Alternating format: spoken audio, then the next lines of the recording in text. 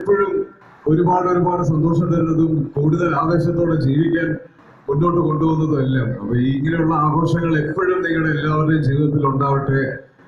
ജാതി മത വ്യത്യാസങ്ങളില്ലാതെ നമ്മൾ മലയാളികൾ ഒരുമിച്ചാണ് എല്ലാ ആഘോഷങ്ങളും ആഘോഷിക്കുന്നത്.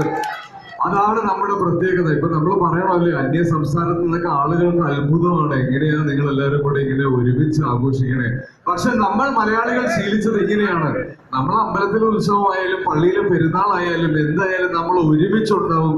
ഇനിയുള്ള കാലവും നമ്മൾ ഇങ്ങനെ തന്നെയായിരിക്കും. മലയാളി പൊളിയാണ് എന്ന് തന്നെ പറയാൻ ആഗ്രഹിക്കുന്നു. ഇനി വരുന്ന ദിവസങ്ങളിലും ഈ ആഘോഷം വലിയ രീതിയിലേക്ക് പോട്ടെ. വരും വർഷങ്ങളിൽ ഈ അമ്പലത്തിന്റെ ഉത്സവത്തിന് ഞങ്ങളെ പോലെയുള്ള എല്ലാവർക്കും ഇവിടെ വന്ന് നിങ്ങളുടെ കൂടെ ആഘോഷിക്കാനുള്ള അവസരം ഉണ്ടാവട്ടെ എന്ന് ആശംസിക്കുന്നു, ആഗ്രഹിക്കുന്നു. പ്രിയപ്പെട്ട അജിത്തേട്ടൻ വലിയൊരു മാതൃകയാണ്. സ്വന്തം നാടിനെയും നാട്ടുകാരെയും ഇത്രയും സ്നേഹിച്ച് അവർക്ക് വേണ്ടി അദ്ദേഹത്തിനെ കൊണ്ട് ചെയ്യാൻ കഴിയുന്നതെല്ലാം ചെയ്യുന്നു. അദ്ദേഹത്തിനോടുള്ള സ്നേഹം കൊണ്ടാണ് ഇങ്ങനെ ഒരു ഉത്സവത്തിന്റെ ഭാഗമായി വന്നതെന്ന് വളരെ കൃത്യമായിട്ട് തന്നെ ഇവിടെ വന്നു പോയ എല്ലാവരും തുറന്ന് സമ്മതിക്കും. അപ്പൊ ഇവിടെ വരാൻ പറ്റിയതിലും നിങ്ങളെല്ലാവരെയും നേരിട്ട് കാണാൻ പറ്റിയതിലും ഒക്കെ ഒരുപാട് സന്തോഷം. ഞങ്ങൾ ഇത്രയും വലിയൊരു അവസരം കിട്ടിയപ്പോൾ ഒരു കാര്യം കൂടെ ഞാൻ പറയണം. എന്തായിരിക്കുന്നത് നിങ്ങൾക്ക് ഏകദേശം ധാരണയുണ്ടാവും. അജിത്തേട്ടൻ പ്രൊഡ്യൂസ് ചെയ്ത് ഞാൻ അഭിനയിച്ച സർക്കിട്ട് എന്ന് പറഞ്ഞ സിനിമ ഇപ്പോൾ റിലീസായിട്ടുണ്ട്.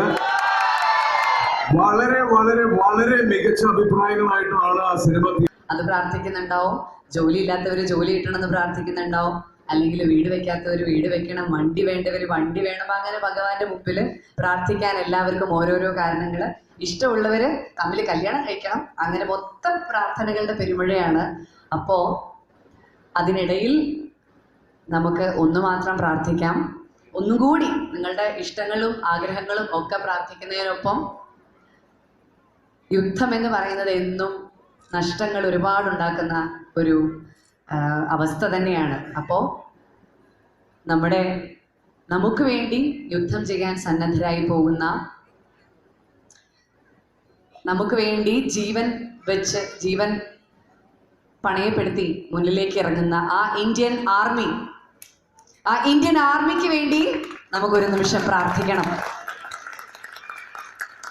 ഇന്ന് നമ്മൾ ഏറ്റവും കൂടുതൽ ഉറ്റുനോക്കുന്നത്, ഏതൊരു വാർത്താ ചാനലും തുറന്നു വെച്ച് നമ്മൾ ആദ്യം കാണുന്നത് എന്തായിരിക്കും?